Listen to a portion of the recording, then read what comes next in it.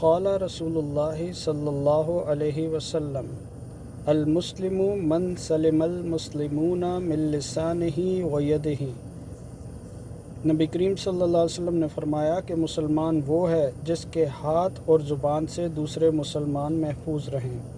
اسلام جو ہے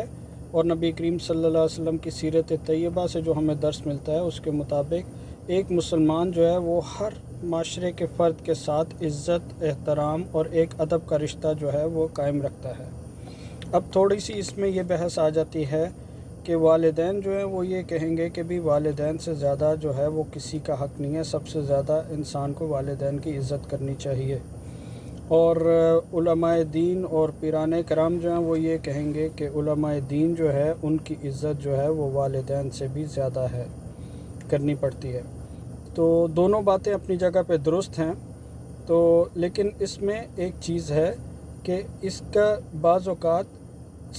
کم عقل لوگ جو ہیں وہ اس کا یہ نتیجہ نکال لیتے ہیں کہ جو والدین کی عزت کے قائل ہیں وہ اس چیز کو دلیل بنا کر علماء کرام کے ساتھ زبان درازی یا ان کی جو ہے وہ بے ادبی کرنے کے اندر جو ہے وہ بے احتیاطی کرتے ہیں، جبکہ جو لوگ علماء کرام کی عزت جو ہے اس کی فضیلت کے قائل ہیں وہ لوگ جو ہیں وہ بعض اوقات علماء کرام کا دفاع کرتے ہوئے اپنے والدین کے ساتھ زبان درازی اور ان کی جو ہے وہ بے حرمتی کا باعث بن جاتے ہیں، تو صرف اس بات کو دلیل بناتے ہوئے کہ علماء جو ہیں ان کی عزت زیادہ ہے۔ لیکن اسلام جو ہے اور نبی پاک صلی اللہ علیہ وسلم کی سیرت طیبہ وہ اس سے ہمیں یہ درس ملتا ہے کہ آپ صلی اللہ علیہ وسلم اپنے زمانے میں موجود تمام لوگوں سے افضل و اعلیٰ تھے،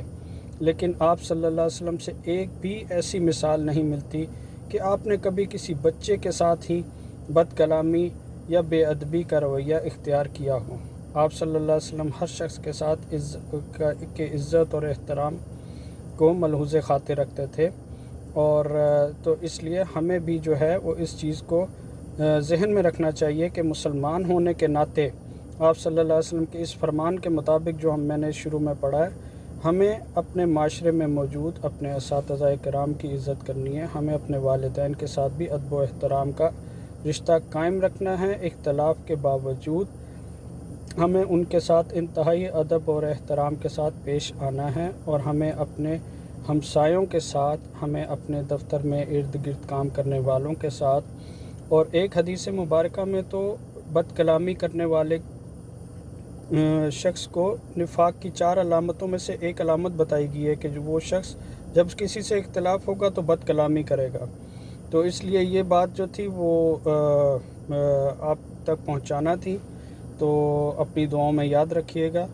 اللہ تعالی ہمیں اور آپ کو اپنی رضا اور خوشنودی کی راہ پر ہمیشہ چلائے رکھے۔ اللہم صلی وسلم وبارک علی نبینا محمد دائما ابدا۔